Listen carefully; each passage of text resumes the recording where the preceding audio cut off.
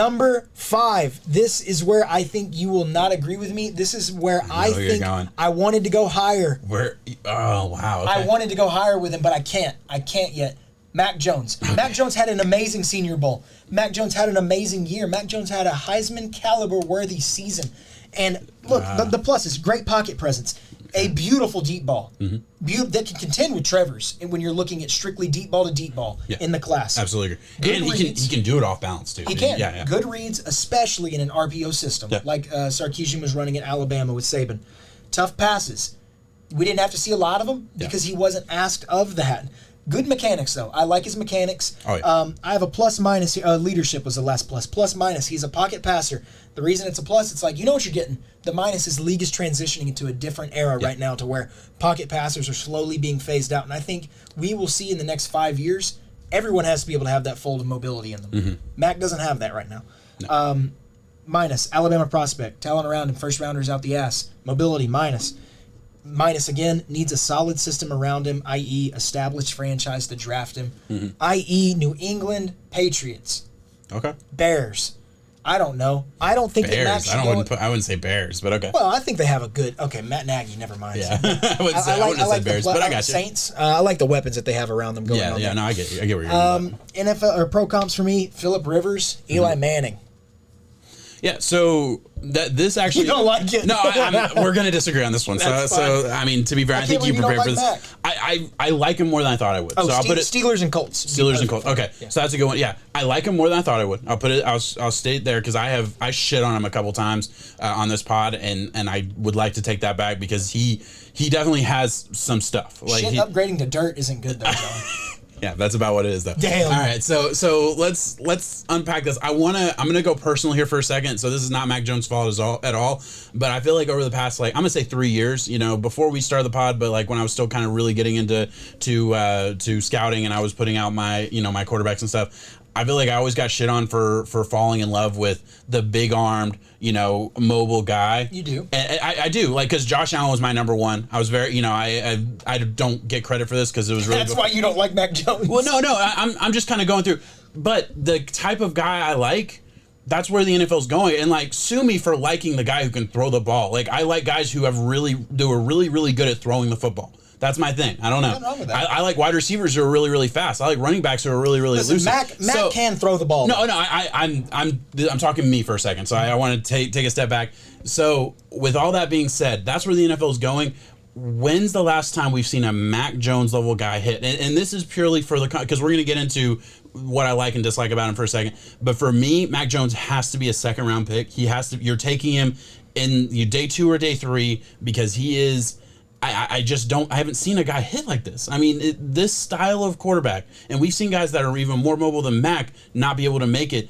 I get it. I definitely get it. But we've seen miss after miss after miss with this style of quarterback lately in the past 5 years. Mac Jones should not be a first round pick. I'll say that. Okay, cool. So we're on the similar page. It screams Jacob Eason to me. And I'm not comparing the way they play. I'm saying the hype behind, oh my God, last year before Brady signed with Tampa. I get that. 15 overall, they're going Jacob Eason. Jacob Eason is a first-round quarterback. Nixon, where did he go? He was connected to the Colts for a while. Fourth round or something? Yeah.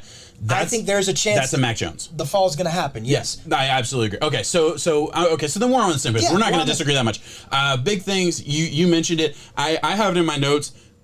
Grading Alabama quarterbacks is the hardest thing. It is harder to grade Mac Jones than it is Trey Lance. And Trey Lance should be harder because he's on, a no-name school or whatever. Limited film, But Bama, it's just how much of this is Bama? Because you go back to last year, he was throwing to 4 first-round picks at wide receiver, a top-end running back, great offensive lineman, and then you go to this year, 4 first-rounders on the line. Three first-round picks. I mean, sorry, you got 2 this year, and number 8, Metcalf or I don't know, Mechie. Yeah, he's gonna be. He's a first-rounder. He's a dude. So that's to come. But yeah, so he's had it so easy. That's the first thing. My biggest issue with because you mentioned all the good things. You're absolutely right. Quick release, mechanically very good.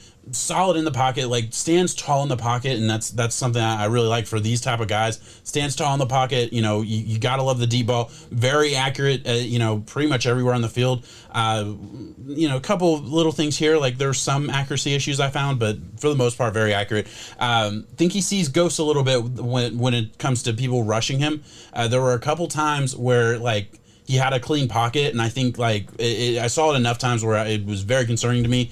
Clean pocket, everything's good, and then like he takes the ball down and he starts looking at the rush. Nobody's there. Ends up taking a sack or throwing it away or dumping it off when like he was fine. He was good. Like, you know, I think he sees ghosts a little bit as far as rushing. Has a tendency also, and this is something that was super weird to me because he never really had to. There was like 2 times that he did it where he had to, but for the most part, like he never had to do this. Leans all the way back to throw the ball, like really weird. Every once in a while, it feels like he's leaning back to make a throw, and he's accurate doing it. He is, but I don't know why he's doing. I mean, you lose a lot of power when you're not stepping into the football. I mean, that's common sense.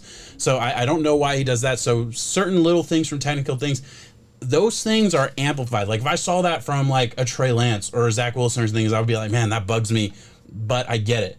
But from a guy who's been playing behind the Alabama offensive line, man, it ain't going to get easier in the NFL. I just think it's such a discredit. That's the part that scares me. It's hard. It is, because look at what we've seen with Tua now. Yeah. And Tua was a better prospect than Mac, For of course. sure. For sure. We're already seeing his inefficiencies in the next level. Which he can get better. He can. We're not sticking a fork in him by any means, but these are the problems that we see out of a better prospect than Mac. We can only assume that Mac does have his faults too, and that they're going to get shown. And not being able to rely on your mobility also adds a new fold to it. So, yeah, I think it's just so unfair for Mac, though, that we give him the Alabama title because... but it's what's going to happen. You know, he showed up to the Senior Bowl. He had great leadership abilities. He played well. I didn't hear. He played really well. I think he was one of the better quarterbacks there, and he needed to have the best Senior Bowl in order to do it. But I still just don't see a team really. There's no way you take him in the first round. I don't think. I always put myself in these kind of shoes. There's no way I'm tying my horse to Mac Jones as far as like a first round pick. And in a first round pick, you're tying it. If I'm a GM, you get graded on the quarterback you draft, and if you draft a bust, you almost always lose your job for the most part, you know. And I can't. But I go back and look at some of these others, man. Dwayne Haskins got taken. Yeah, miss.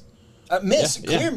But that was for a different reason. He was a miss because of what was between his ears. I mean, for the most part. And so I'm just saying, I see quarterbacks that I like. I like Mac more than I like Dwayne Haskins if I were to compare strictly college-based what we're looking at. Okay. Yeah, I think I probably would have liked Dwayne, but it's similar. I'm saying it's just the way that I look at it. Yeah, I think I probably would have liked Mac Jones more than I liked Daniel Jones. Yeah, like that's kind of crazy to think. He went 6 overall, and is playing well at times. But to be fair, I mean, the Giants would be the perfect team because the Giants want to recreate Eli Manning, and Mac Jones could go in. He can. You said it. Eli Manning. In a best case scenario, he can be an Eli Manning or a Phillip Rivers. That's not where the NFL's going, and that's probably the biggest issue. That's the problem. That's why his ceiling is there. I see Mac Jones more hitting towards a Nick Foles in the NFL. Yeah, I think that's solid backup that's going to be in the league for a long time. Solid backup, be in the league for a long time. There is a world, though, I do want to paint this for me because I really like Mac, where he is a above average starter in the league. So, okay, yeah, no, I Jared Goff. Yeah. Because that's the other thing. Jared Goff's not a mobile quarterback. How did Jared Goff go number 1 overall? He shouldn't have. Like looking back, but everyone was on that. It was the can't miss. It was the thing. Yeah, I wasn't really paying a lot of it. I wasn't scouting then. It was different. We were a lot younger. Yeah, but Carson Wentz should have been the number 1 that year as far as like. But was that if that class were coming out this year, Carson Wentz would go ahead of Jared Goff just based on where the NFL's going. So yeah, I get that. I mean, I don't think Jared Goff's is your best argument because I look at Jared Goff as a future really good backup in the NFL. For a long time. No, I'm using that and just saying why was Goff so highly praised? Yeah.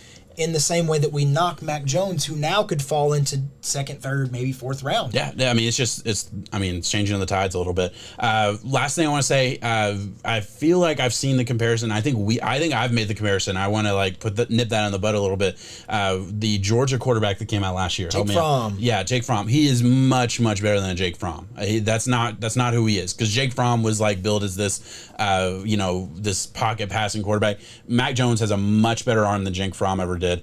Mac Jones is honestly, I mean, just as mobile probably, and Mac Jones can move. He's just not an NFL mobile quarterback. He's not going to make a living moving. He can do it if he needs to. He did a handful of times, I feel like, at Alabama. Yeah, I mean, but Big Ben can do it if he needs to. Yeah, exactly. So that's a good that's a good way to put it. Anyway, so I just wanted to put that out there. Is there anything else that you wanted to throw out there with Mac Jones? Mac can hit. Mac can hit. Okay. Mac can hit.